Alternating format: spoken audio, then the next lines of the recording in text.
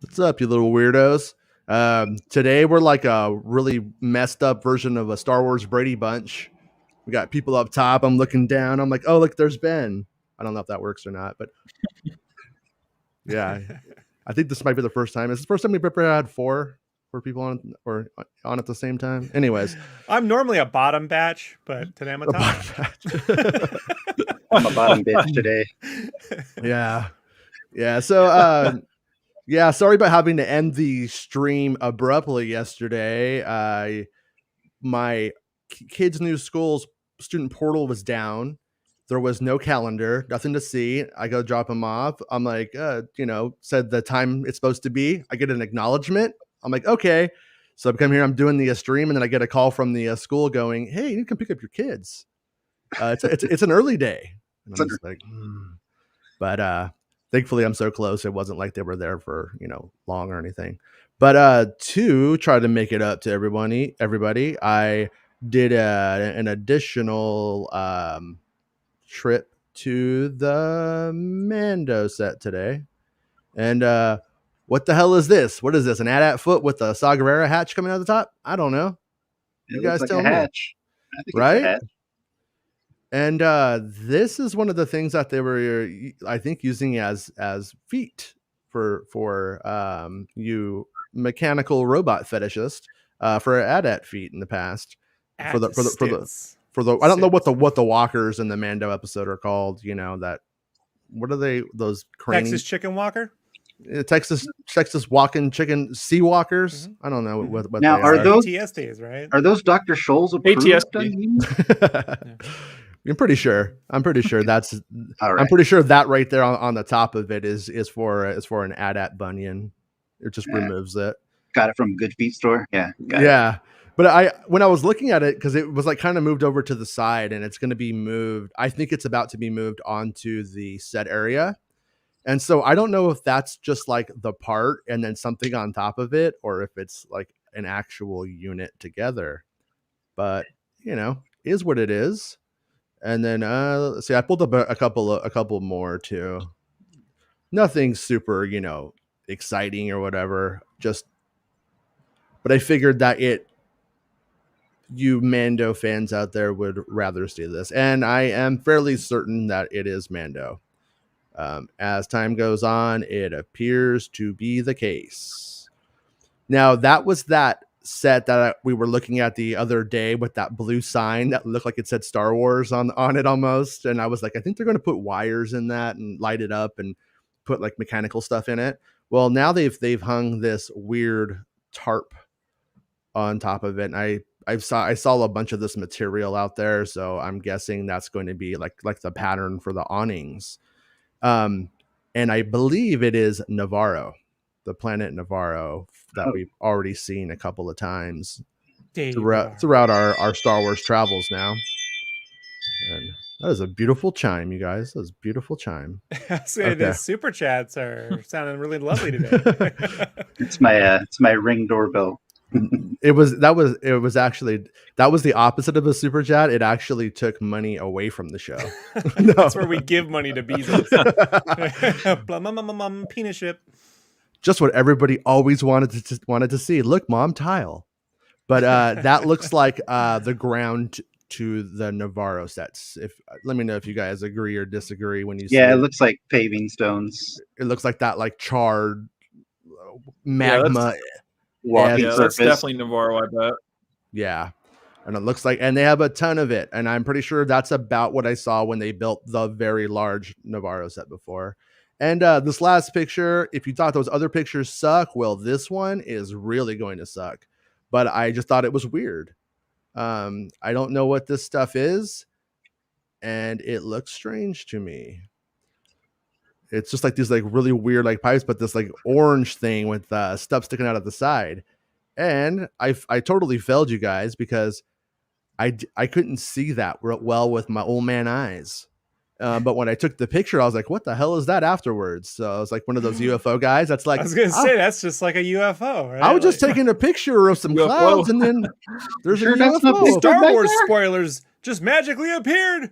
Yeah. It's a LUT thing. It's an optical illusion. Ignore the spoilers. Right. Blurry lenses. But yeah, so is what it is. But like I said, figured I would just throw that jazz in there, and we'd see what happened. It's an exhaust port. Yeah. Well, So I mean, given they won't show us anything, I'll take it. right. You know? Yeah. I mean, and like on that last making of series, they had the COVID reason for that for season 2. Like that's just true. But they don't show anything ever really when you get down to it for the most part. They were in season 1, they were, they weren't too bad. Like it was cool when like Favreau showed like IG-11 and stuff like that on Christmas. Like that was nice. And when George Lucas showed up, like that was neat too. But also I think that like most of that stuff was already out of the bag, so they were like, oh well, fuck it, might as well just show everyone, at that point. Mm-hmm. But so let's go on to the show that we watched last night. We watched The Rad Batch. Was it a rad batch or a bad batch? You decide. No, what did you think, Ben? I know you're a big follower of the War on the Stars. What did you think, dude? Yeah, I follow quite a bit of wars that happen in stars. It was definitely the bad batch being really capitalized, because I thought the finale was so bad because, like, for so many reasons. For one, we basically could have guessed this was going to happen leading up to this episode based on what happened last week. Like, last week, the Empire's leaving, Camino's blown to hell, and then now they basically, what's the Bad Batch going to do? They're going to have to, rally up on Camino, and, by the time the end of the episode would get around, it would be the end of the episode. And that's pretty much what happened.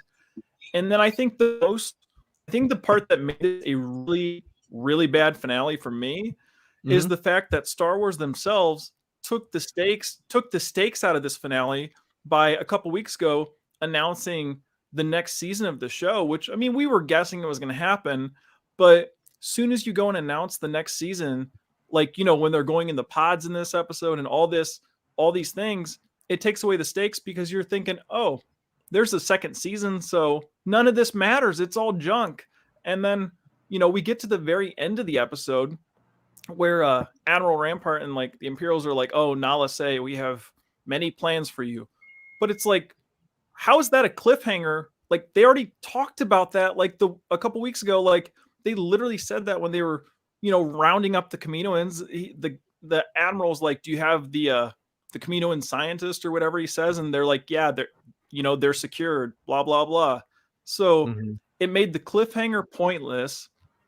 And the whole episode, I don't know, it was just a big miss for me. Like I was talking to one of my friends about earlier this morning, this episode would have been like, I don't know, an 8 or 9 out of 10 type episode if it was like episode 12 or episode 11, not episode 16. Like, it was just a big miss, in my opinion.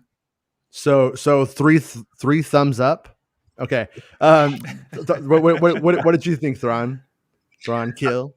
I really thought that the episode was, following Ben's perspective, it's just kind of it was going to rise. It was going to kind of was going, and then just plateaued towards the end. And we saw them get, like I said, they got in the pods. They get in there. There's a lot of drama, I think, and just for trying to get connection with the characters and stuff. But for me, at the end, when she pops out the pod and she goes to save the droid, again, like we said, there's no stakes because the droid gets saved as well. No one is sacrificed. No one has given their life out of that squad, and for this ultimate war that they've been talking about. And it's just, what's it for? If I mean, you're not even gonna let the droid bite it. Like, what's yeah? Why am I gonna watch if, like, I might know that the whole crew's gonna make it all the way through all the time? Right. Rob, did you love it? All Were you right. floored? So, well, one, I Mhm. told you they wouldn't do much. Mhm. You did. You know, I was like, that just seems to be how they're telling stories these days. So it Mhm. felt more like, you know, when we were watching the He-Man on Netflix, like you get to episode 5 and they're like, oh, catch us back up in 3 months. It's like that, but a year from now. Yeah. So it's like, all right, felt more like, because I only jumped in 4 episodes ago, so this feels like an episode 5 to me, and I'm like, yeah, so I'll just wait for the rest of the season later. As an episode though, I really thought like I like the kind of stories like Assault on Precinct 13, where movies like that where people are stuck in something and they have to get out. You know, Mhm. like, and that's actually kind of campaigns I used to write for Star Wars role playing games. Like where I literally wrote a campaign once where they had to go to the Hoth Echo base to get something out of a terminal, and then all those wampas that were stuck Mhm. in there, they got trapped, no power. Then they got to get out, and it's a horror thing, and that's what we saw here, which I thought the lighting and the water and everything, they put their money into the last episode because that stuff is not cheap to do, and I thought that was really effective. But clearly, like, if they were going from a let's write ourselves into a corner, they went nowhere near that corner. You know, like, Yeah. this is one of those things where I'm like, you could have pretty much killed everyone except the kid in Crosshair.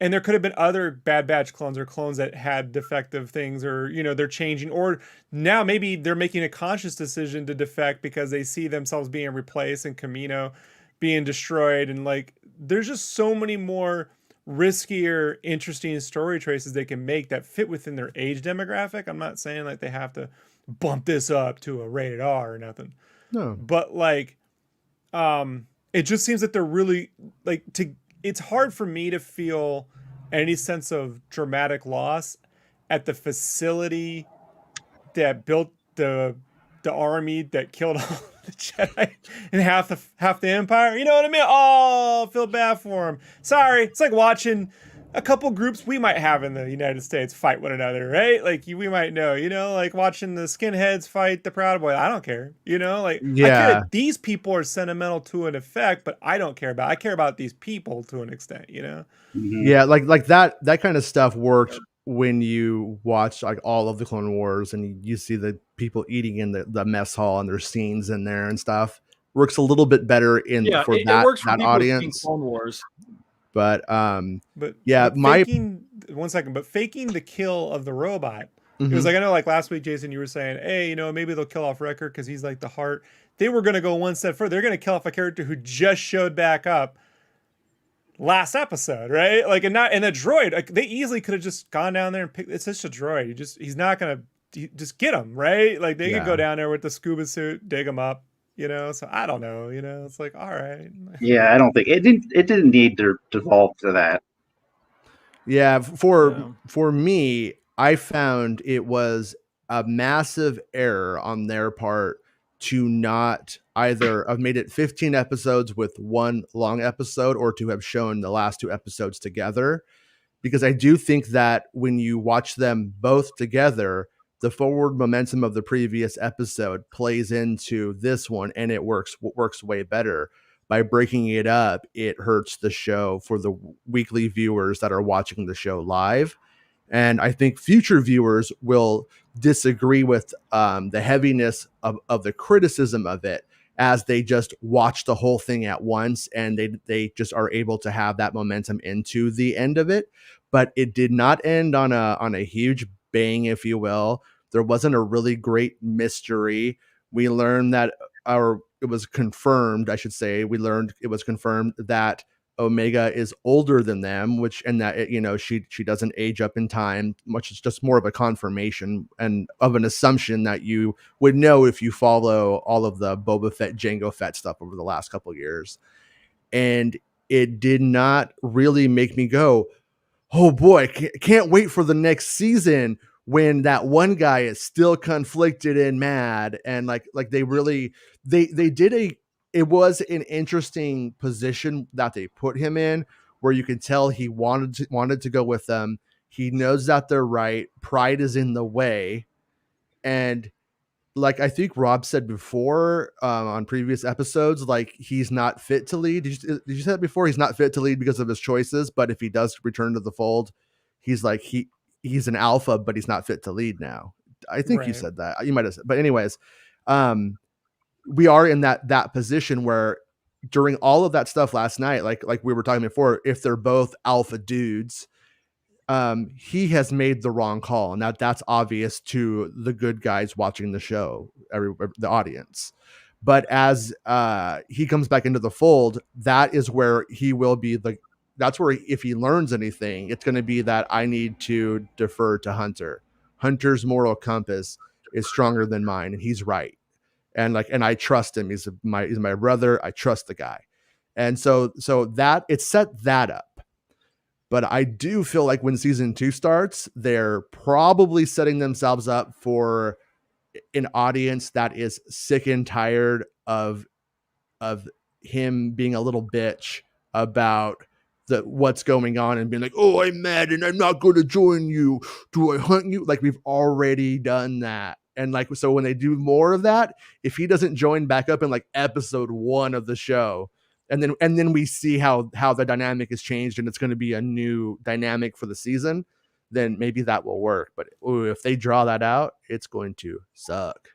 I don't want to make a complete comparison. I was half expecting them to get a transmission from Sid at the end going, hey, I got a mission for you guys, or where have you been? I've been looking for you. Because, they've drawn out that character so much. Like, are we going to get Sid in the next season too? Is it going to be another like 8 out of 16, being Sid related again, or 10 out of 16 being Sid related, when it's just like, I don't know. I feel like with her, there were so many problems. And like you said, Jason, like, are we going to drag out the whole like dead horse of Crosshair throughout the entire season 2? Like, because honestly, I feel like there's a really good chance that let's say there's 16 episodes. I think there's a good chance if Crosshair's in the majority of them, there's a good chance probably 10 of those 16 he's going to be struggling with, what he wants to do. And it's just like, come on, like, get to the point. Yeah. Well, I feel like for Crosshair, like, even his character design and then his voicing, it's very snake-like. And so now they've seen that the snake can turn around and bite them, and so now he sounds like a snake, he does things like a snake, and now the only way to make sure that they're safe from the snake is to keep their eye on the head at all times. And so we're kind of, so it does make kind of sense too. Also, if he's gonna go ahead and be in that second season a lot, then he probably will be more of a villain, I guess, towards them. Yeah. Did you guys find it weird that when they're in those capsules going up to the top, that like Omega gets in there by herself? I mean, obviously it was They're staging, all scrunched together, but she's like, I got. Yeah, she's like, I got room to relax. I justified it in my head when I was watching it by saying they don't want to leave Crosshair by himself. They don't trust him. Maybe that's why Hunter's with him. But it was really so they could do the death scene of the robot. And as that was unfolding, I was like, oh, so we're not going to get anybody who dies from the main cast. They're going to kill the robot. No, we're not even going to do that. We're going to pull that punch as well. And like you're saying, it's like, it's a robot. They could kill it and go get it later. They could go get it on another episode in the mission in the future and be like, oh, look, they literally ripped C-3PO in Cloud City. Right?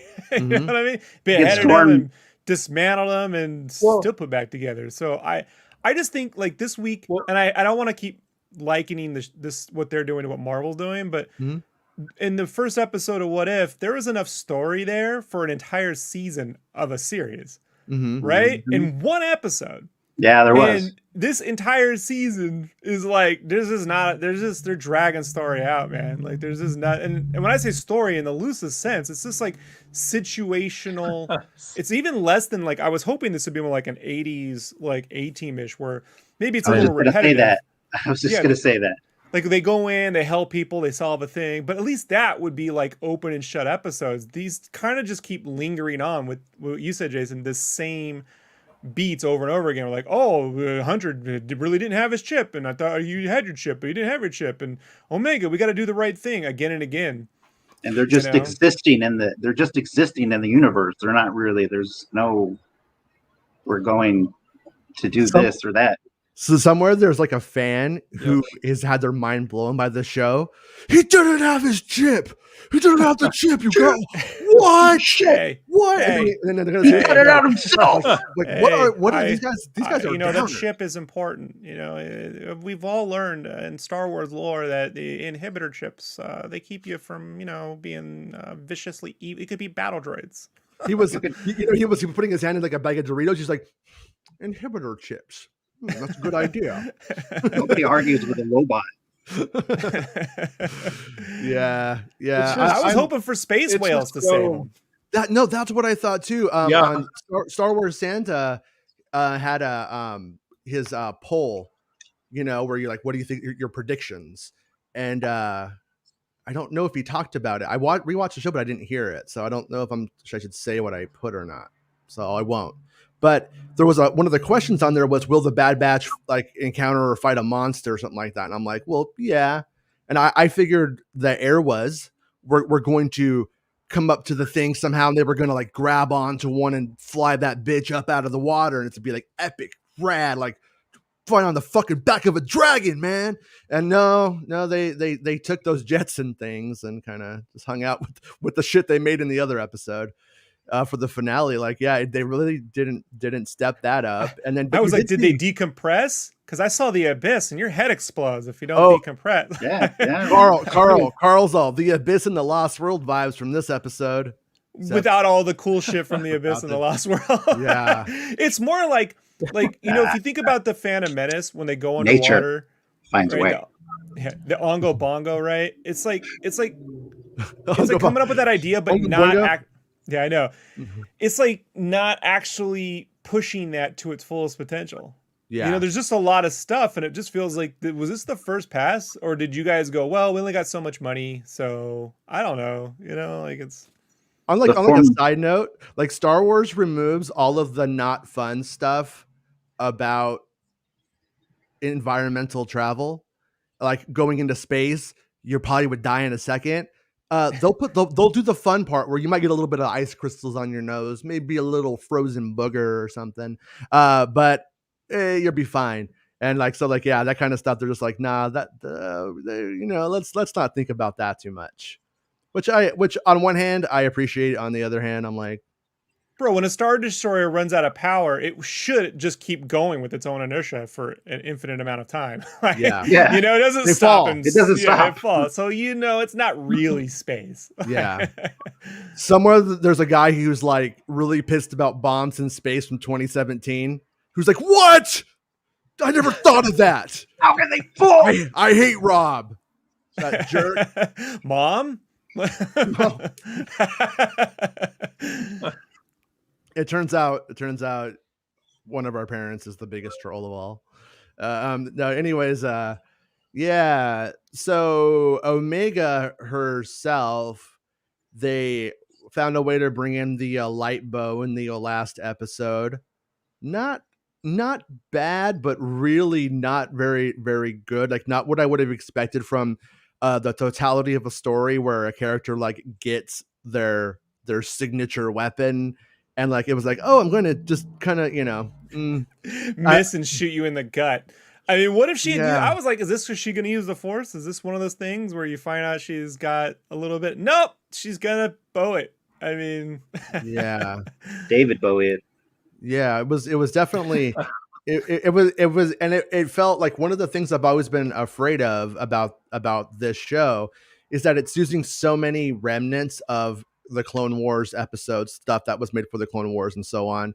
And even in this episode, of all the places to end up, boy, we ended up in our old room. And it's just like, guys, like I mean, it's even got the same textures. Look. Yeah. No, it was just like, oh man, like that's kind of ridiculous. And it felt very cheap in a very like strange kind of way. And I'm always kind of bummed about when you notice. I try not to notice. I try to go with the fantasy. And the episode though, like as mean as I've been to it so far, I feel like it wasn't actually bad. it just like kind of like what Ben was alluding to. It's not finale. It's It's a not like mid-season show. yeah. Yep, It, 100% mid-season finale. yeah, it definitely felt like if we were getting a mid-season finale, that would have been it, because there wasn't really anything super interesting that happened. There was it was not the most fascinating episode, and sometimes you will have a story where the next to last episode has all of the big revelations, and then the final episode deals with like the ramifications. And it felt like this was aiming for that, but then it didn't actually pull it off. It didn't actually do it. And the little epilogue at the end was literally talking down to us, as Ben pointed out. It was like, remember, in case you don't get it, dummy. She's going to do that, dummy. Yep. And I was like, no, and I felt the same way. I kind of felt like it was a little bit condescending to the audience. And when they do get there and you're going to do that, show something. Give me little baby Snokes in a tube, or a some kind of it's Palpatine. They're gonna make a new Palpatine body down the road, or give me a little Grogu as there's a polywog or something. Well, she said right. That's where they did the unauthorized experiments. Yeah. But they didn't show anything in that. Nothing. We got blank. Jason, we got another nothing. thing about the end. Yeah, another thing about the end there, maybe it would have made the ending a little bit better if instead of whoever the character was talking to Nala Se, why not have it be Dr. Pershing who's going to be heading up the stuff, in Mando, just to tie it in a little bit, like he's like early. I think he's like 12, probably. Just throwing that out there. I don't. He doesn't look like he's. I don't know. Very old. It's like it's called a holoc. Oh, okay. Never mind, man. But scratch that. yeah. I think he would be too. But I do agree with you, though. I mean, in the point, I see it. Yeah, there should have been something more interesting to it. Or like even when we were saying earlier about the robot dying or fake dying, like it's not like it's not like under Disney they haven't done anything brutal or bad in animation. Like a few weeks ago, I was watching, just had Star Wars Rebels on in the background, and the one episode where Kanan and Ezra fights Vader, I think it might be the second episode of the first season. Yeah, but it is. Like they literally have in the lightsaber fight, Vader's pushing Ezra's lightsaber back, and it's like right up next to his throat. Like they were, basically implying, hey, we're gonna have this kid get decapitated in our animated show. Like, you're having potentially brutal stuff like that happening, and then in this show, it's like we're gonna do fake robot death. Yeah, they didn't really seem to want to commit to changing anything in the final episode. Like that robot, he's. I don't know if anybody knows this. If anybody has seen all the episodes of the Bad Batch this season, that robot sucks. Nobody cares. Oh yeah, 100%. And when he was almost going to die, of you. yeah, when he was going to die, I was like, I kind of feel bad because I saw ET or something. You know what I mean? Not even on that level. No, it's not. But I was like, it was reminding me of something like that, so I knew what I was supposed to feel as an audience member, and I was almost like, well, okay. Oh, psych. It's cool. It'd been one thing if his power was dying, but he wasn't telling anybody because he didn't want them to worry. Yeah. You know what I mean? It's just that everything is like spelled out. There's nothing beneath the surface of this kind of storytelling. It's right there. That's all this is. And don't kids expect anything. No, and kids are not stupid.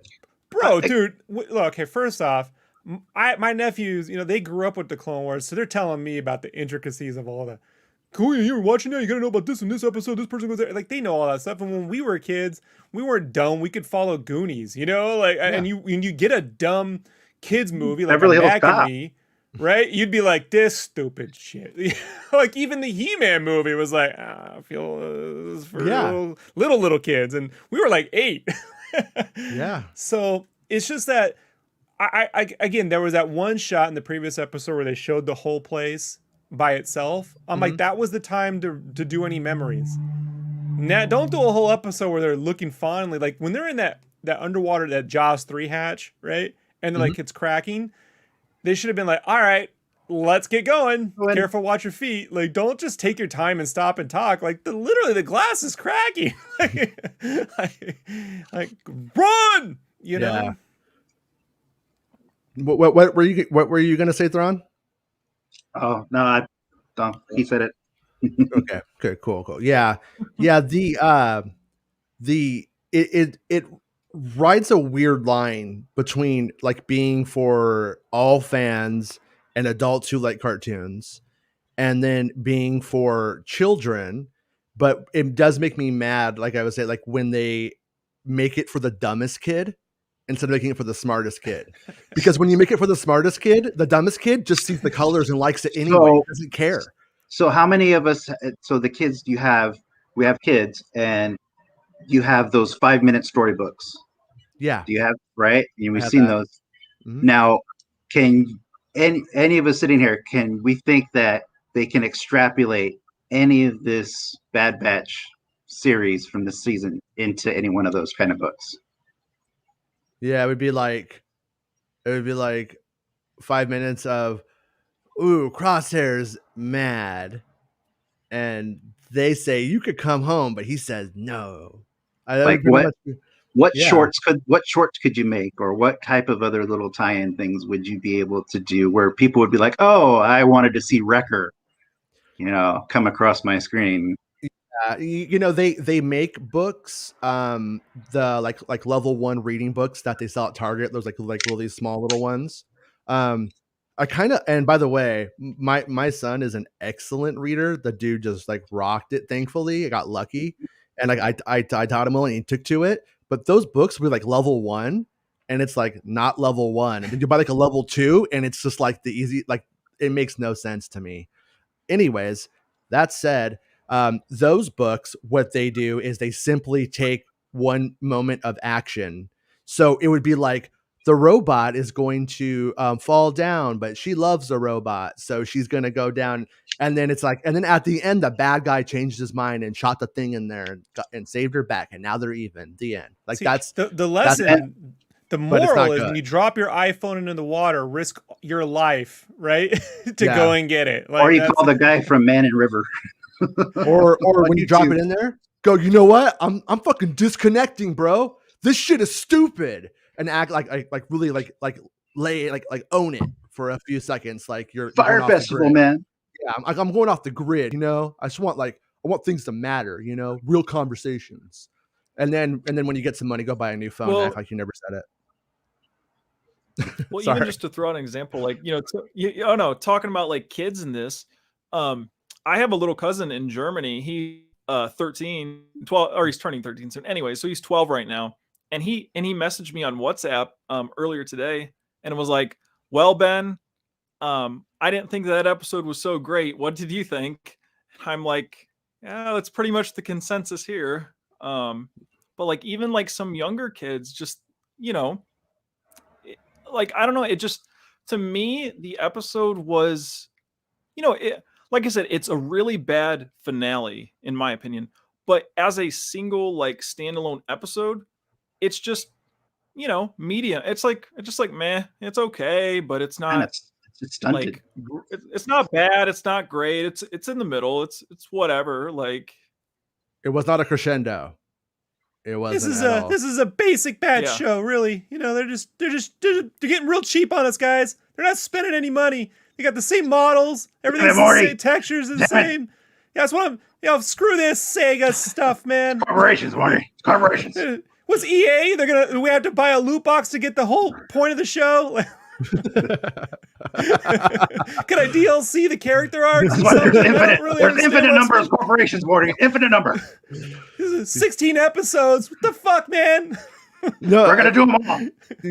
That's what's kind of funny about it is like they're so kind of conservative with moving the chess pieces forward in these shows. At times, I'm like, you do have infinite stories you can tell. You literally have the whole universe to play with, and you're acting like, oh, we got to save this shit is gold. We cannot move this too fast. And it's like, no, you really can, guys. 8 hours of content. Yeah. And what happened? Like, think about Nothing. People watched Waves with fire and smoke. Yeah, and I like it, and I do like it. I'm not, you know what I mean. It everything about it is not everything about it, but the actual characters, the layout, and all that stuff is strong. It's just like I said, it doesn't push forward fast enough. Get on with it, right? So, our buddy Tibor says it was a bit underwhelming, to be honest. Everything is perfect in this show except the writing. Well, that's the big thing, though. That foreshadowing at the end was a little too late for me. And then he goes on to say, characters are okay, but there wasn't enough character development for 16 episodes to be really interesting in them. The potential is there, but so far it's more like some great moments instead of constantly solid episodes. Yeah. So that makes me wonder if the process was like whiteboarding main like things that can happen and then spreading it around and then kind of making that flow over the 16 episodes or something, because it's really strange because this show was in production like a long time ago now. Was they doing it like the Marvel method where they're doing different story groups possibly and kind of just trying to merge them together at some point? I don't see that when I look at the credits. It seems to be a fairly consistent, like, you know, team of people.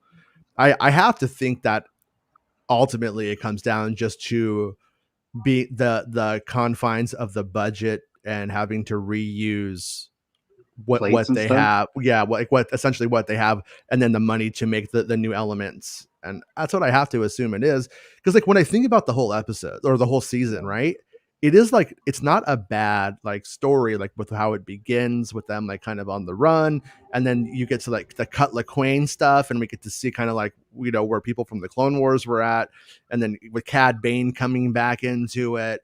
And like, so when I take the whole thing as like one ride, I'm like, yeah, it's not bad, but at the same time, it's not like it doesn't keep getting better. It doesn't. It kind of like goes. It's like a very flat rainbow, and then at the end for the finale, it's like the end of the rainbow. That's not good because that should have been a big bang, if you will. I'm hoping that there's just something about season 2 that the show needs to exist. And I like Omega, man. I think she's cool. Omega, man. Oh yeah. I like her character. She's been my favorite character for the show. Like she's my favorite. And then, you know, even another thing, like I was thinking about it when you were talking, like so earlier in the season, you know, they pretty much introduce, you know, Fennec pretty much confirms like she's just pretty much keeping Omega safe for Nala Se. So like, you know, I was thinking maybe at the end of this episode, you know, maybe just to tie in a little bit more, you know, it could be asking too much, especially out of, you know, the way the show's been going, but just to tie it in a little more, maybe why not have Nala Se send out some emergency transmission to Fennec Shand to go and check out the wreckage of Camino to you know, save him or something. But it's like, nah, we don't even get that. Yeah. Or implanting the idea when they're in that lab that Omega's like, we got to save Nala Se. So I want to say Namase. Like, yeah, Nala Se. Nala Se. Clever boba move. Right. Yeah. Anyway, but that would be like, hey, you know, she's like our mom. We got to save her. We're family, kind of thing. You know, like they're gonna kill us all. We gotta, you know, give them a mission. But really, again, it just they have no mission. So there's technical things I think are good, like the lighting, the idea of being trapped in a place that's falling apart. I really like. It's just the execution is very. It really feels like a first generation team of writers, you know, kind of like writing some basic stuff. I mean, when you compare to, again, like DuckTales, like, I mean, like more happens in the first 3 episodes of season 2 of DuckTales than I think has happened this guy loves DuckTales. Go watch the show. Like, I'm going to, because you love DuckTales. But I'm giving you references for things that are being done within the same company. Yeah. That's my thing. If I liken it to a DC or a Warner Bros. Product or an anime, that's unfair. So look at What If and look at DuckTales. like, or even the Owl, was it the Owl Factory, the Owl House or whatever? Like they're capable of doing this. And if it's a matter of money, like I guess I'm not interested in hearing how Star Wars doesn't have money. Right. You know, like Yeah. like this is not, don't do it. Like, no offense, do it as 3-minute shorts. You know, little webisodes, if that's the thing, you know, because then we won't be expecting a big 8-hour story. But don't pitch us on an 8-hour story and give us like, you know, generic 80s Transformers like things where nothing really happens. And I mean, I almost at the end I was like, why don't you just put the moral of the episode? Hey, did you learn the moral, Omega? Yeah, I learned in this episode we shouldn't jump in the water and kill ourselves. All right, no one's half the battle. Like, Bad Batch. Like, I mean, something. Just give this show a voice. It has no voice. I don't feel we're getting any voice from anybody. You know, like it just has no. It just feels whatever, and people love it. Great, but I mean, like look at Battlefront 2. This game had more of a voice than this show. You know, like it's nuts. It's like, not fair. It's not fair to hold my fantasy I had while watching the episode against it. So I'm not going to. But when they went back to the like that part of Camino, like where they were born, and there was like all the secrets that were there, you know, at one point and stuff. For a few seconds, I thought, what if they pull out what if she like goes into one of the drawers and pulls out Jango Fett's armor, or like his like his head, his thing, because I was like, right. I was like, I wonder if she could pull that out and then like rock it out, right? You know, and like if they would have like a suit thing that would like make it airtight or something, you know, some fake ass Star Wars idea, like that thing. But I was like, man, but yeah, I thought something cool was going to happen there, and it was just like we were supposed to get nostalgic about it, and I have one foot in, like when they show like the mess hall and stuff in that one episode, I'm like, yeah, that works. When I go into the other side, I'm like, you haven't necessarily earned this level of nostalgia for this stuff at this point. I don't feel like in certain things, like in the Bad Batch stuff, like, oh, we're back home. It's like, that's like only one season of a show right here that we're in this room. Why would they go back for Hunter? I don't understand the whole point of that too. Like, I'll just wait here. They'll come get me. What if they don't? What if he just died to death of there's no water, no food. Yeah. Like, it's so odd, you know? I wish they had failed in retrieving Hunter, and Crosshair had seen that they would blow up everybody, and then Crosshair Crosshair shoots those guys in the previous episode. So what did they just not know? I guess they probably just don't know that he did that. They don't know. But because when he did that, I thought that was him kind of defecting at that moment, though. I thought, yeah, it's just called Breaking Batch. All right, is I just shoot everyone and I don't tell them I'm working for myself now. It's my empire. Rick Jones says Omega, the elder matriarch of the team. Yeah, that's a funny weirdness. Something popped in my head, guys. Crosshair's facial design is Snokish. You know what I mean? Like, if you look at it, and I was like, what if the First Order is like, I'm making my own order. It's the Crosshair Order, you know? Like, I'm the first. Look into my eye. That's why I got a scar. I gouged out that crosshair, and I just put a scar on my face, and I'm Snoke now. Who's looking for that chip?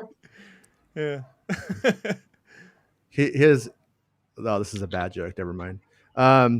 Rick Jones says, Scuba Stormtroopers, a missed opportunity. Yeah. Yeah. Underwater troopers. That was my favorite Centurion. The Max on a green underwater. That new character in that VR Star Wars game looks like a scuba diver. It's the way you said it. It's like good timing, good comedic timing. Yeah. What do you call it? All the bartenders that we have in these shows too, like Sid, just kind of remind me of Moynihan's character in the Star Wars VR games. Like they kind of are kind of like in a weird way, very like there's little differences, but they are really cashing on that on the bartenders this year. Like, remember a couple of years ago, it was the bad robot, and like not the J.J. Abrams one, but like the I am a robot, I will kill you because I don't know any better. My programming means I will kill you. And everybody's like, oh my god, best character. but it was like every character, like, it was like 4 robots like that all at once. We played Knights of the Old Republic. We're gonna put a psychotic robot in. Problem solved. You know. Okay, so Richie wants to fight Ben. That's what he's saying. He says, totally disagree with Ben on this one. I thought this was a very good finale. Each Bad Batch member had a moment to confront Crosshair, and he really made some interesting choices that defined the season. So it's like I think I mean I think Richie is coming at this staleness from the perspective of somebody who is really engrossed in the characters and the story itself. So those moments play well, and I don't disagree with Richie's assessment, but where I do see it as a failing is that's like the micro, the personal story, the macro, the bigger picture of the stuff. Somebody will go, well, that plays into it, but I don't really think that's like big things happening to them. They just like kind of left and 2 separate ways, and so that's where like I'm like, but I'm glad it worked. I'm glad it worked for Richie. I am glad. Now, were you talking like in the? I mean, you know, everybody. In the sense that, were you talking in the sense that the big macro things weren't having an effect on these little micro parts of them and their lives, like most of the other Star Wars stories tend to do? It's like what is, so at the end of this, what is the greater story that matters? Like the big implication, and what they thought they were doing was that cloner moment. No, that didn't land. That didn't connect. That didn't tell me. It implied a bunch of stuff. They want a bunch of people talking about Baby Yoda. They want a bunch of people talking about Snoke. Then you know what? Like, fucking show it. Yep. Like that's how I feel about it. Like, you know, and this show might go 3 seasons, but it's probably gonna be like a 2-season show, especially with how this ending went. And it would be great if 21 seasons of content, Jason. You have no idea, right? We can run this baby straight through to what's his face? The Last Jedi, Rayan Jackson. Yeah, Rayan Jackson. His trilogy's gonna be out and Batman might be out by the time we're done with this. Who knows? Who knows? Yeah. What is Max? My old Star Wars. Let post. Ben fight. You never gave a chance to. I've been waiting for Ben to fight. Fight, Ben. You want to take him down, Ben? You want to take him down? You're going down, Richie. You're in trouble. I don't know. I mean, well, but no, everybody has their own different opinions, which is great and all, and what, you know, makes all this stuff fun to talk about.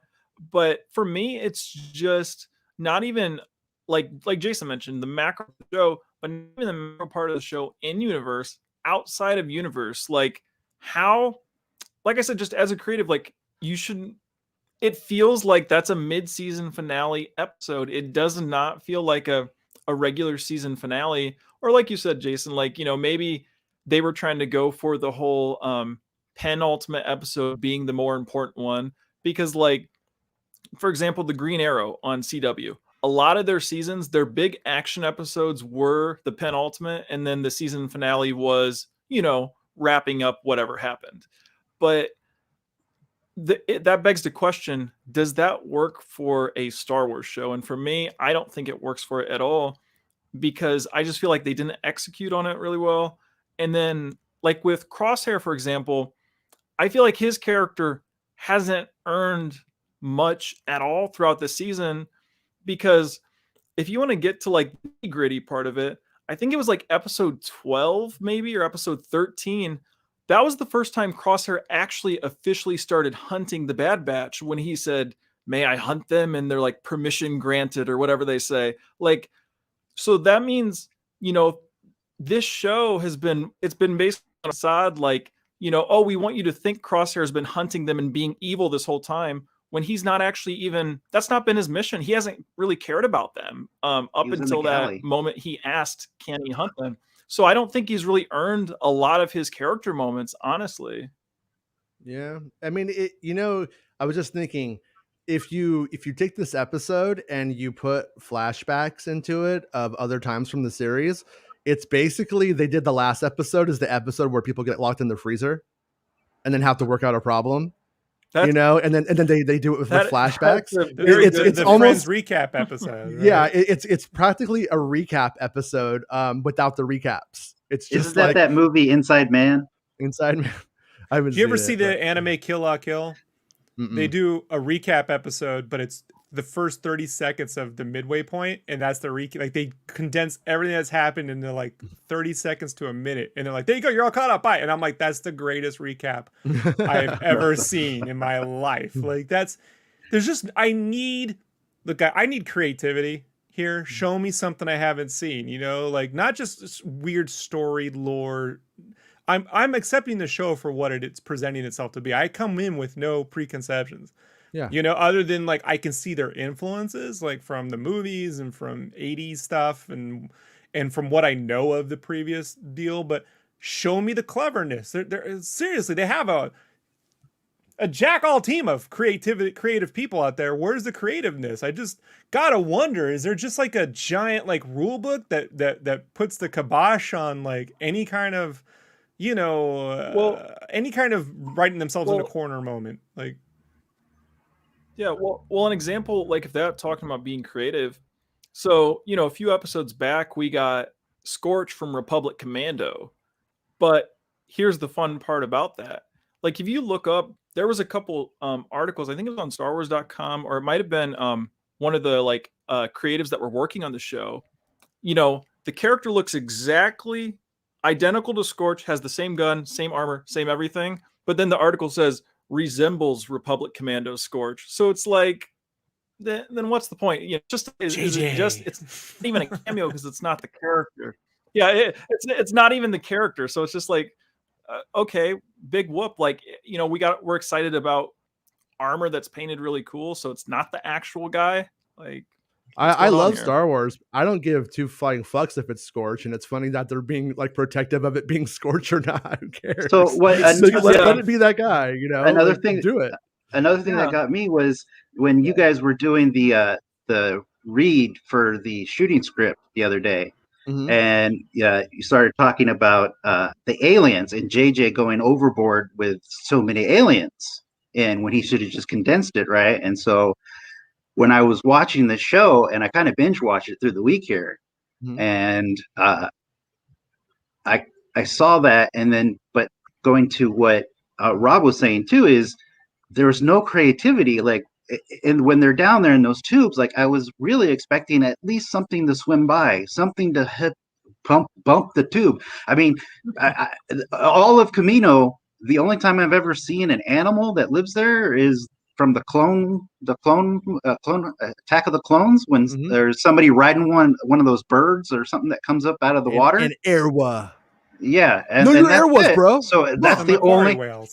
Is that the only thing that lives on Camino? Like, the big TV planet monster, the one from Naboo. Yeah. Jaws 19. Jaws. Yeah. I wish it was in 3D. Leviathan. Louis Gossett Jr. Look, if this wasn't 3D and Louis Gossett Jr. was the voice of that monster, then I'd give this, an A+. Sure, easily. And red and blue 3D, none of that really good shit. Yeah, just make it bad. Matt says films. Bad Batch season 1 was the showcase of the technical and storytelling maturity of Lucasfilm Animation. This is their prime. Now give them a new era in the Star Wars galaxy to break out and run. 8 hours to show what you can do, guys. I can't look. You got to understand. I'm glad that they're able to keep themselves employed. I'd like to be on that team. It's active animation employment, but it's 8 hours, man. You gotta. You're telling me for how many weeks I gotta devote a half hour to it? Really 8 hours of my time, huh? 16 weeks. 16 weeks. 16. Jesus freaking Christ! When you put it that way, guys, like it's just I mean. Remember when Daredevil was like 13 episodes and people were like, too long? Nothing happens. And I'm like, I'm fine with it. But like, really nothing happens. Like, what is really different? If you showed the first episode of this series, and I haven't seen it, but I'm willing to bet if you show the first episode and the last episode, that's the series. Then not much is going to matter in between. There's no arc. That's a perfect summary. Yeah, there were a few good episodes and a few just really kind of flat ones. it just ends up being what it is, I guess. Brittany J. Taylor says the end worries me. It's supposed to be Grisk Wars, not Heir to the Empire. No Grisk yet. I hope all of Brittany's Grisk dreams do come true, because Brittany There's a loves chance. her some But Grisk. Brittany, don't look at heart like I do. Dale says, sorry, I haven't been talking much. These inhibitor chips are really greasy. So there you have it, Mr. Dale. Hey, Eric Denton. How's it going, Eric? The Clone Wars was okay. Rebels was much better. Bad Batch is almost unwatchable. Ooh. So yeah, I feel like that's what I think is getting me about the show at times is I liked Clone Wars the most. That's actually my favorite one, and it just kind of like I feel like it looks like the Clone Wars in a lot of ways, and I keep expecting that. And sometimes I wonder if I'm liking the show more than I'm actually liking it based off of the fact that I watched like 100 episodes of the Clone Wars like 5 times throughout my life now. So I've seen like 500 hours of this certain kind of show that I know I like. I don't know. It's weird. But Eric Denton says the only thing that may get me back for season 2 is if the Camino cloner stuff leads to us seeing them start to work on Palpatine clones, Snoke, etc. Oh, hey, it's Star Wars Meg. Star Wars Meg is on Santa Show today, and she has a great YouTube channel, which everybody knows about. It's a good channel. She has a great channel. Yep, great channel. And hi, Meg. But my we were watching one of your videos like last week, and my daughter just finally realized accents are a thing, and she's like, I want to speak like that.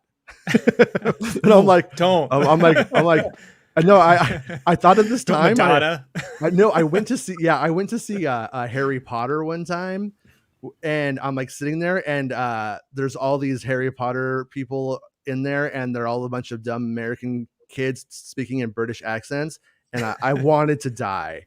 Like it literally ruined the movie for me, because I was just like, whenever you're happy, I'm not. Like that was how I felt. But it's not Leviosa, it's Leviosa. Yeah. But on Star Wars Santa Show today, you were pretty hilarious. You guys have a good dynamic. I wish you guys had a TV show together, Santa and Meg.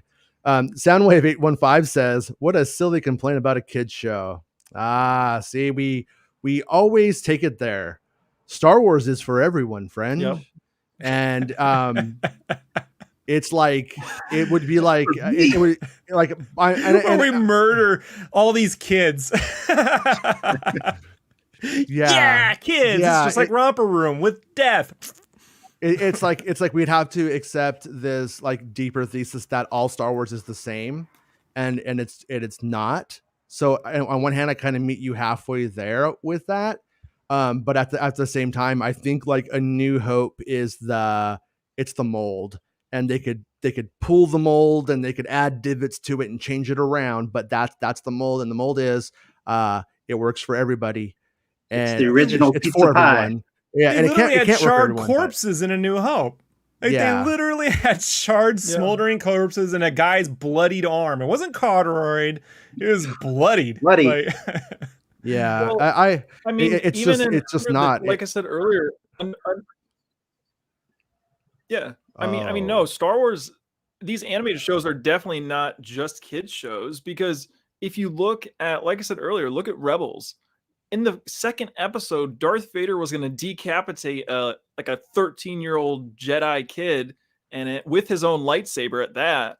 And then like even throughout Rebels, like you have moments where Kanan gets his eyes slashed, where he goes blind. You have Darth Maul like tearing apart the Inquisitors, like all kinds of different. I mean, heck, there's the one moment where Ezra, like takes out the ATST with the stormtroopers. Like there's a lot of different little moments that are definitely not like younger kid type of moments, I would say.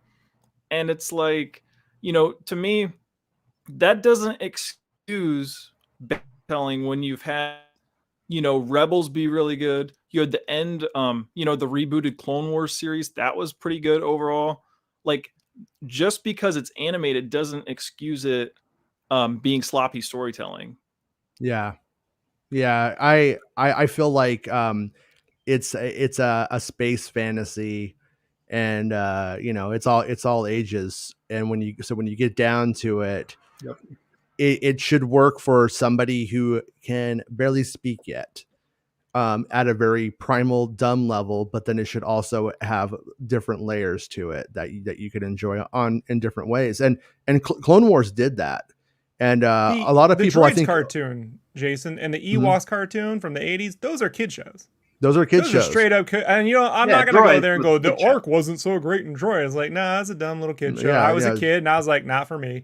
These are Mhm. not the clone. First off, don't tell me the Clone Wars is for little kids. Like, think about what we're talking about here. The whole basis for the original trilogy existing was the events of this galactic-wide war, World War II in space. You know what I mean? That Yeah. decimated everything. You can have a And class on politics on it.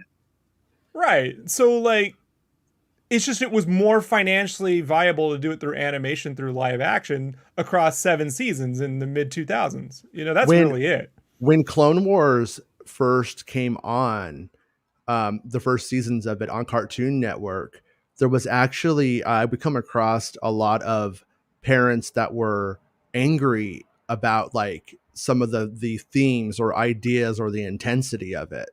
And which I guess on one hand, if you were expecting a certain thing, I could see that. If it looked like it was like My Little Pony or something, and then you have Savage Opress doing his thing, I could see Friendship is magic. Yeah, but it's like you are watching Star Wars, and it was pretty much Star Wars. But so Daniel says the ending is a placeholder until they figure out what they're doing, and at least it's not Resistance. Oh, And well, okay. and I was gonna say that about Max Palace's comment up above, where I was like, they kind of did give them a new era and say go run free with it, and they should have. What they should have done was made Star Wars Speed Racer with that one, if you ask me. Not But- Racer. Mm-hmm. Racer X. Hey, it's Jason, Mr. Pemberfoot. Potter fans are so cringe. I don't want a bunch of people shooting their what do you call it at me? Their their spirit. Don't look behind me then. What are they called? Patronuses. Dementors. Yeah. Dementors. RJJ says, thought the season was okay. I trust Filoni. He might be too deliberate sometimes, but he's got a plan. Trust the plan. And then I remember To the spend complaints. I remember there were a lot of complaints about the Clone Wars at the start too. Yeah, but see the thing is like in that scenario and as a Filoni idea, Clone Wars was the start, and there were complaints, and then But it was more about him, right? It wasn't really about more of the show. It was about him and where he was going to take the show. But this is Filoni's like 4th show, so the slow start on a 4th, like it's like no. And I also don't think I don't think he's like the I don't think it's like the main writer of the show. I think he might have written 2 episodes maybe of the season, and I think he's like a supervisor. And it wouldn't surprise me if in reality, like I'm not saying he doesn't care, but his attention is probably going to those other live action shows that he's doing that he's actually going to get his head hung out, on the chopping block if they're not fantastic. So I got a feeling that I have a feeling this show was made this way because it was proposed this way. It was proposed, we can do the show at this price point, and that's why it was made as opposed to another show. And that's why Should be called Filoroni. Filoroni. most of the philology is just Filoroni. So they gave him $800,000 and said, "What can you do with $800,000?" And this is what they came up with. Ask Heidi. A lot more than that, but yeah. Oh, I know. I'm just. Yeah. I don't. I just know if I go with it, somebody's gonna be like, actually, each episode costs $1.6 million, something. Or 42.65. Right. All right, Watto. Settle down, Toydarian. I'm all about the money. Pretty good, man. Pemberfoot says the whole Clone Wars story being out of order really took a long time for me to understand and accept.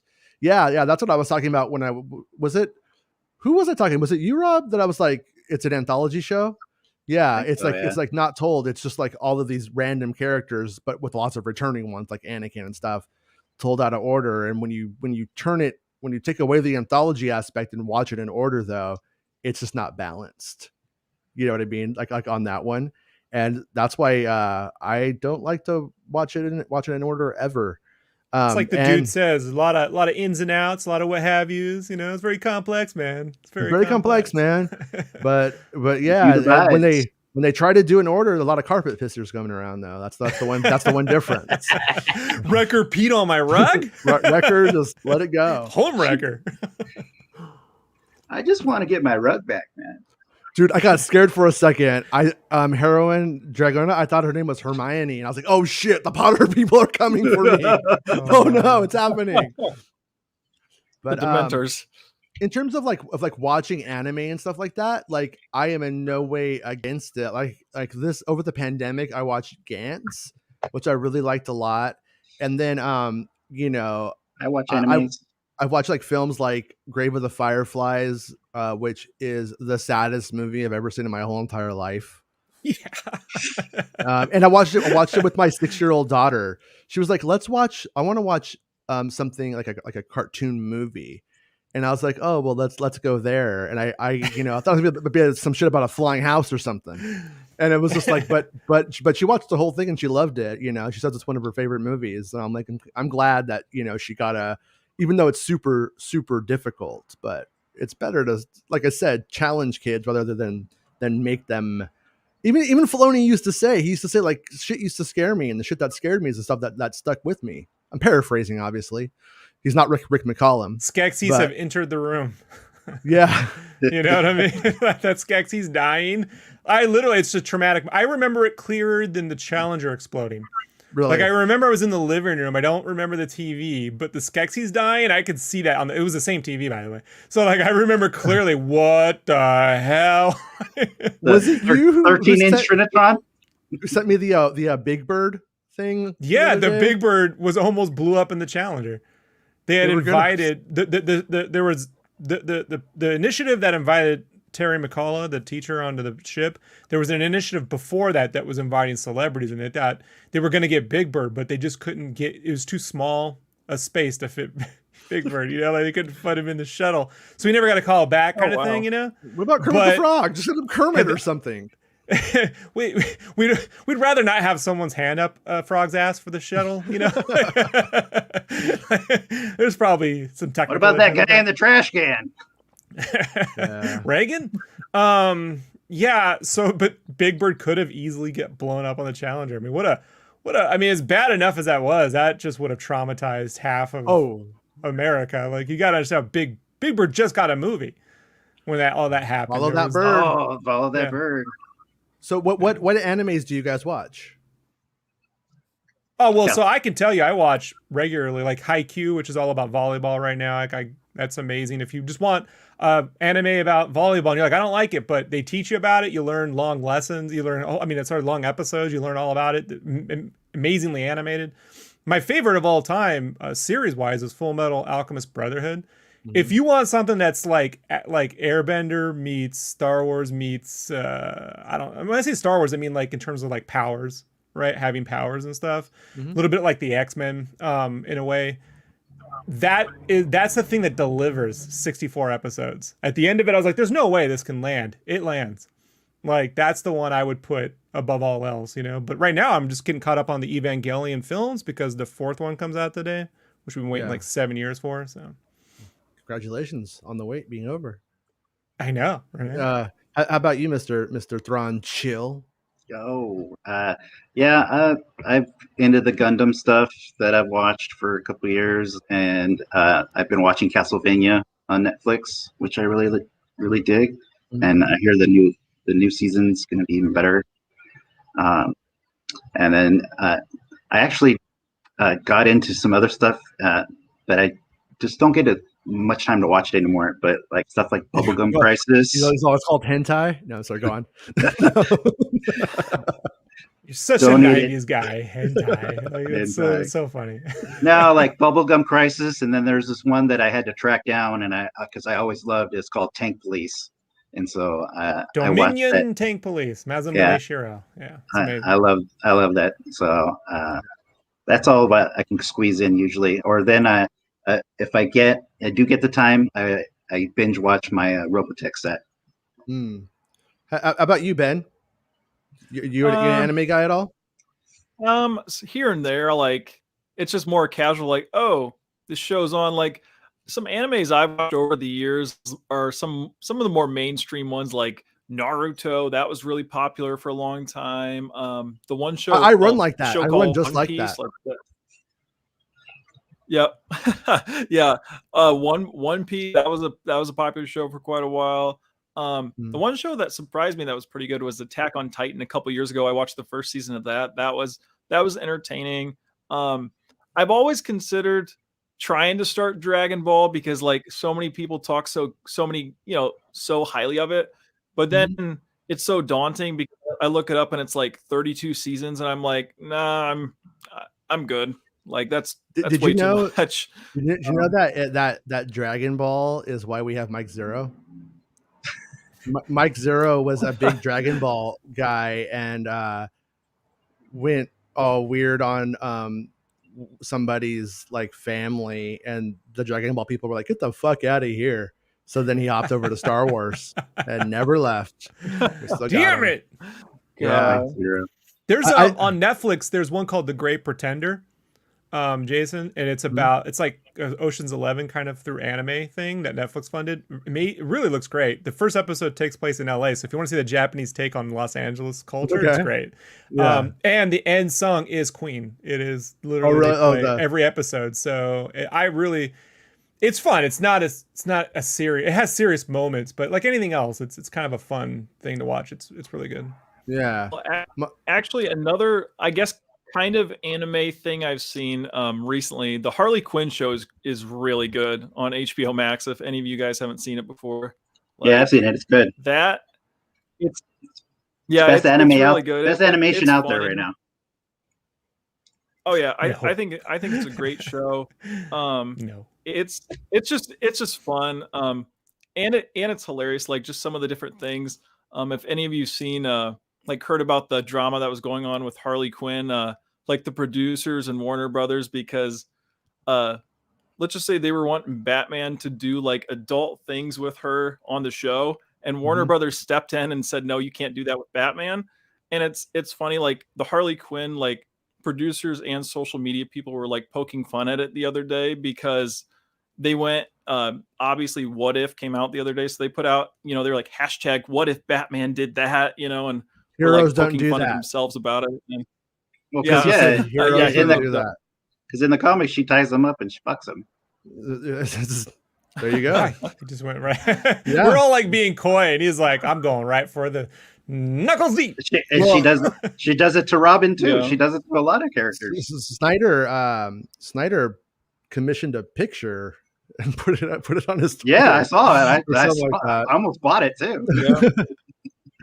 So and one last thing, my favorite anime ever, which is not going to be the most popular one, but is Ranma 1/2, about this dude when he gets splashed with water turns into a girl, and then and his dad turns into a panda, and it's like a soap opera. I love it. It's really good. Jason Pemberfoot says, it seems like Lucasfilm is throwing all their darts in one shot and hoping some score well. Seems everyone can get into, whether it be anime or Lego, etc. Yeah. Oh, hey, Santa's here. How's it going, Mr. Santa Claus? Hey, Star Wars Santa. Santa Claus. Star Wars Santa. Yeah, dude. Today your show was early for me. I dropped the kids off at school, and I came back, and I was like, all right, I'm going to start it. And I came in like right as it was ending. No Kitster. Great song, by the way. Love Kitster. Yeah, but Trevor Moore, who just passed away, he wrote a song about Kitster, and it's like a country song, and it's Kitster wondering if Darth Vader ever thinks about old Kitster. And he's like, and he talks about how like when he killed all those kids, he still was right there by his side defending when him. The pandy's done, I want to do that at karaoke or at like a coffee bar. Just pull out the guitar. I just want to learn that one song, and that's the only thing I'll do. Yeah, Well, they'll probably have it Scum and Villainy. yeah. One time he said that there was like a demo that was a really dirtier version of it, and he's like, "I'll try to send it to you," but I never, unfortunately, got to hear He it. did leave Kitster with his mom. True. Rick Jones. I said Rick James. Rick Jones. I'm Rick Jones, bitch. Yeah, man. Rick Jones says Cowboy Bebop, Project Aiko. Is that a knockout or Aiko? I don't know. Akira, Princess Mononoke, Godzilla, Singular Point, Spirited Away. Yeah, I all of the Studio Ghibli movies I've ever seen have always been good. I don't think I've ever really watched a bad one yet.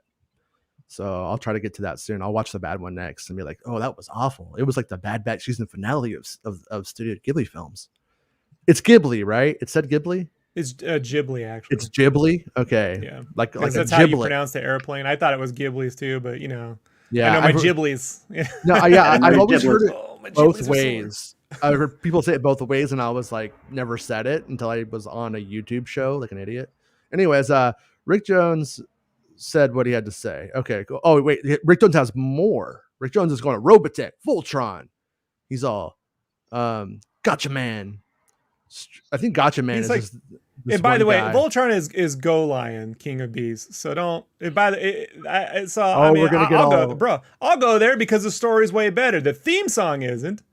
The theme song for the American version, Voltron, is way better. But the original anime, Go Lion, King of Beasts, is super dark. I don't think there is a darker thing made for kids. Literally, there's mutilation and rape in the first episode.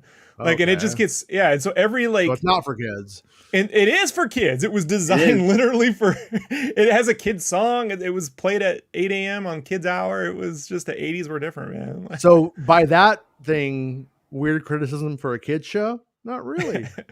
It's better and more deeper story than It's also the new Rick and Morty episode too. Oh, the baby, the giant Voltron. baby, The Voltron. the Voltron, yeah. Those last episodes have been great, pretty funny. Getter Robo. He's naming every 90s anime. So yeah, Pretty if you're dark. naming 90s anime, it's underrated. They only made 2 episodes. It's called Dragon Half. Highly recommend that. If you want to laugh, it's a comedy. I'm gonna watch Star Wars, so I've only seen Star Wars Visions. So sorry. You didn't watch Star Wars? I've only seen the trailer for it. I haven't actually seen it. So no, I got somebody to give me a tape, and it had Fist of the North Star, Ghost in the Shell, and what is the one, Vampire Hunter D? Yeah. Sci-Fi Channel, basically. Yeah, so somebody just recorded one night and just kept it going. So Robot Carnival. Cool. Yeah. Get a Robo is 70s. Yeah. What's okay. What's Star Wars. What was that? What's that one show? The name is escaping me. Where it has 2 different names, and it's like they eventually add like an R2D2 into it. It's like War in the Stars, Battle for the Planets. Battle for the Planets. Yeah, as a kid, I loved that Gotcha show. Man. And then Gotcha Man is that's like as a kid, that and Speed Racer were where I was like, what is this? Like, why does this look this way? There was nobody to explain it to me. I'm just watching it on like public access or something. So, Yamato? No, that's the one with the giant space vessel, submarine in space with the space. Oh, okay. Oh, he was trying to help me with my horrible recall. Yeah. So, Star Wars Visions, though, I think is going to be pretty interesting to see how the Star Wars audience takes anime on in a big way. And a part of me thinks it's it could be really incredible or strange for anime. Another part of me thinks this stuff is permeated over the years and kind of festered into when I say festered, I don't mean in a bad way, but seeped into American culture. And I feel like everybody has a connection to some anime story at this point. I don't want any Japanese storytelling in my Star Wars. Yeah, right. So we're getting those guys, the Black Stormtrooper guys, are gonna be like, what? What's all this Japanese stuff going on in Star Wars now? I feel we'll go on. I feel like a lot of the Star Wars fans I think they should have. I think there's a decent chance they might react to Visions just because whoever you potentially watching it, people in their 20s, 30s, 40s, etc.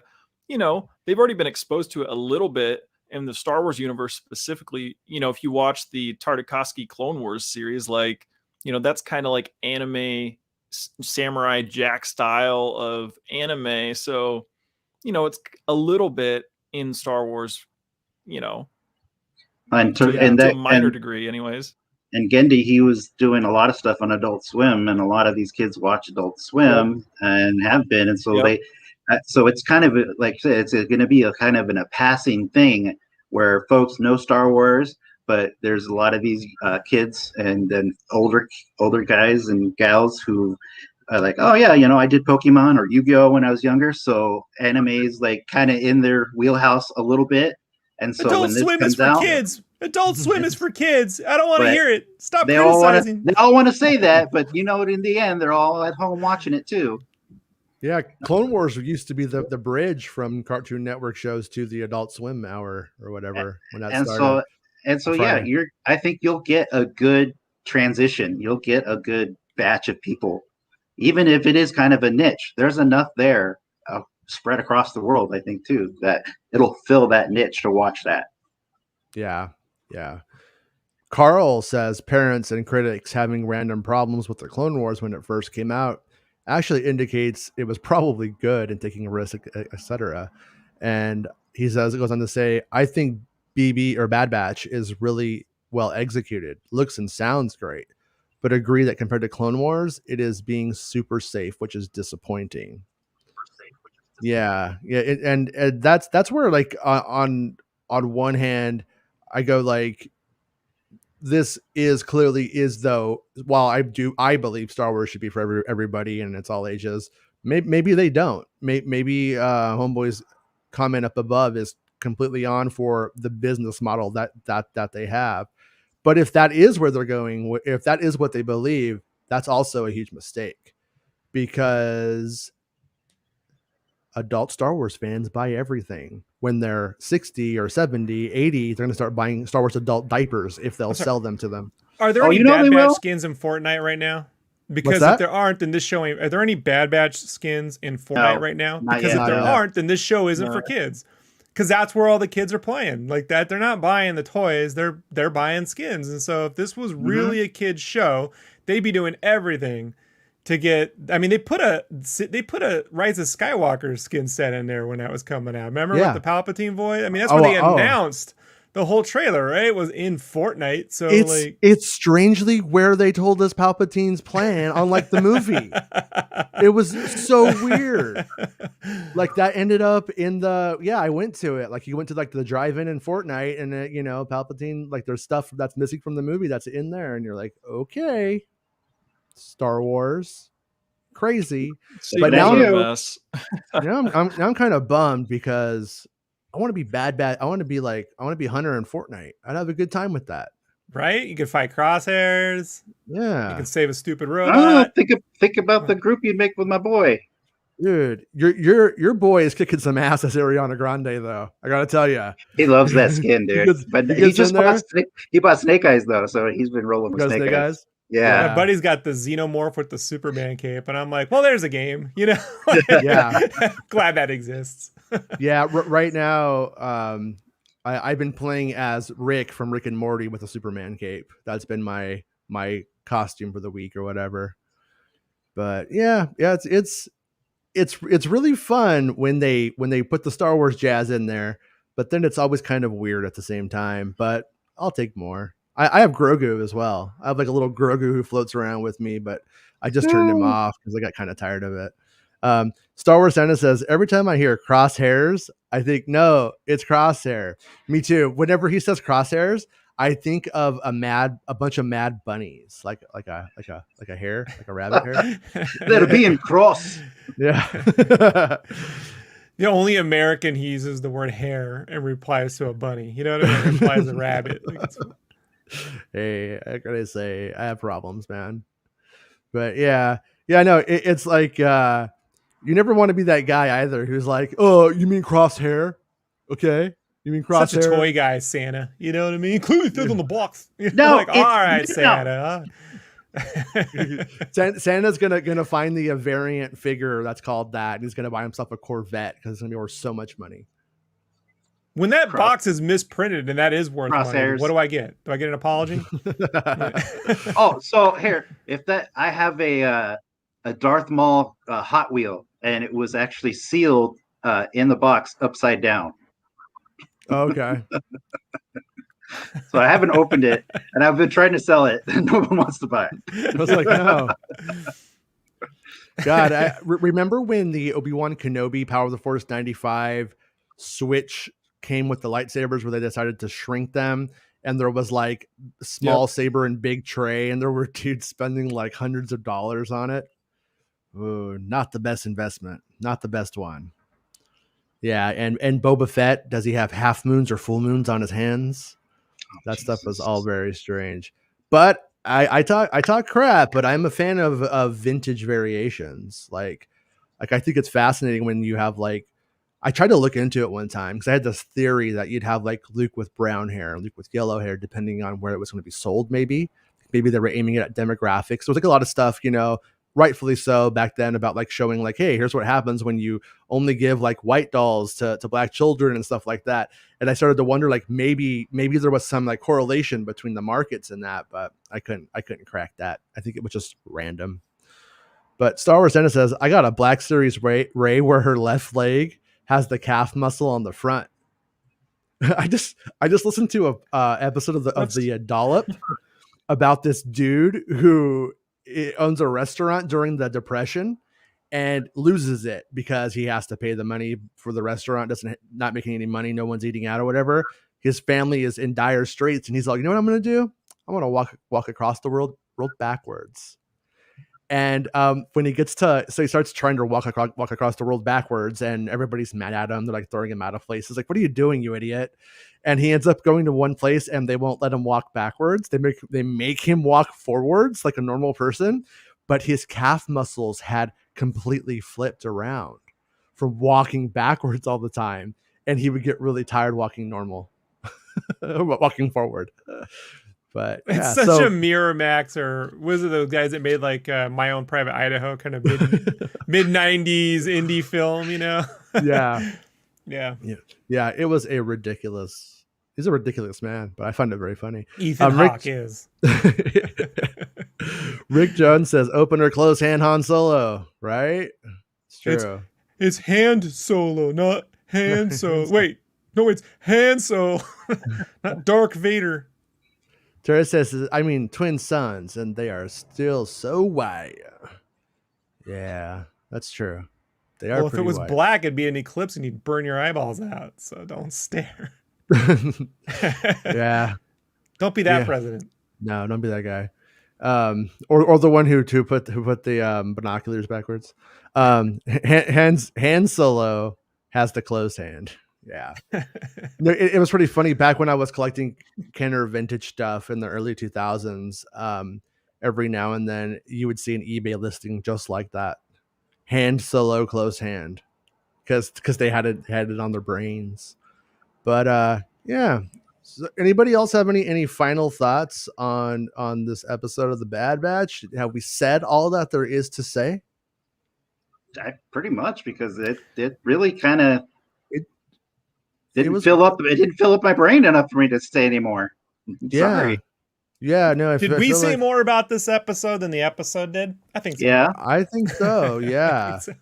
I mean, and just to like reiterate one last time, I liked it. I did like it. I just it just wasn't a finale. Yeah. So what it comes down to. Yeah, I mean, that was a good. Hey, if we look at it this way, the next season, let's say it's 16 episodes. So this was a good mid-season finale for a 32 episode first season of the show. Yeah. 32 episodes. Yeah. If we want to give them that with time moving twice as slow, with it being relative, yes, but no. It's not fair. It's not fair. You're giving me a 1 year mid-season break. And then, so Mr. Thrawn, you should have a podcast or something. Where can we find you? Oh, you can find my podcast right now. It's on YouTube. Thrawn Talk Podcast. What? No, I'm kidding. So I've got a few videos up there. I got to make some more. So, but my other podcast, the audio one, I have to reload that up with Podbean. So that's not available at the moment unless you have it on Apple. So you can probably find it on Apple, those past episodes. And then you can find me on Instagram and Twitter at Thronkill, and also my podcast at Thron Talk. And I also have a website and a page where I sell models that I build and comic books and stuff. And it's called The Emperor's Vault. So at The Emperor's Vault on Instagram. Nice. And Mr. Ben? Yeah, well, you can find me on Twitter and Instagram at Real Ben Maynard. And then actually, it's good we're talking Star Wars today, because I actually have my live podcast tonight at 9, and you can find it. It's called Outer Rim Transmission. It's is that Friday, Pacific? 9, is that Pacific Eastern or time. Eastern? Eastern time. Okay, so 9 Eastern, 6 Pacific, every Friday nights. Me and my co-host, we talk, we review any of these new episodes, talk any news, etc. And then if you can't make it on Friday nights, you can download it on any podcast platform, Spotify, Google, Apple, etc. Just search Outer Rim Transmission. You'll find it there. And then if you have any questions for us, answer viewer questions, feel free to use hashtag Outer Rim Transmission, or tag one of us on Twitter, and we'll see it, or just email us your question at outerrimtransmission@gmail.com. How are babies made? And Mr. Rob? You'll find me talking about UFOs tomorrow night with Jason Montgomery Wards. Montgomery Wards. And Thrawn, are you coming, Thrawn? You coming? Yeah, tomorrow? I'll be there. Okay.